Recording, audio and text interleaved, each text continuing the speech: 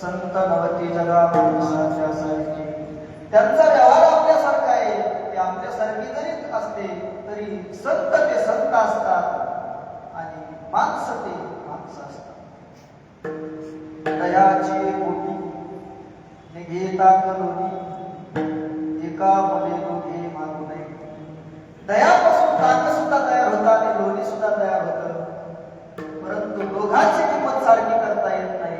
असं पृथ्वीची मोठी निरागार मोठी तोही समाधी देखू नये. पृथ्वीमध्ये हिरे सुद्धा आहे आणि गारगोट्या सुद्धा आहे, पण दोघांची किंमत सारखी करता येत नाही. असं तुका म्हणे तैसे संत आणि जन तोही समान देखू नये.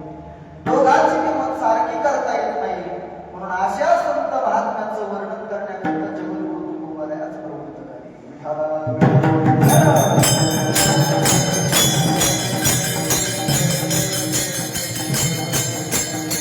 म्हणून या संत महात्म्याचा सहवास आपल्या जीवनामध्ये अतिशय महत्वाचा आहे. जोपर्यंत मानवी जीवनामध्ये संत जीवनाचा स्पर्श होणार नाही तोपर्यंत मानवी जीवन कधीही पूर्ण होऊ शकणार नाही. म्हणून मानवी जीवन जर पूर्ण अवस्थेला जर प्राप्त करून घ्यायचं असेल, तृप्ततेला जर प्राप्त करून घ्यायचं असेल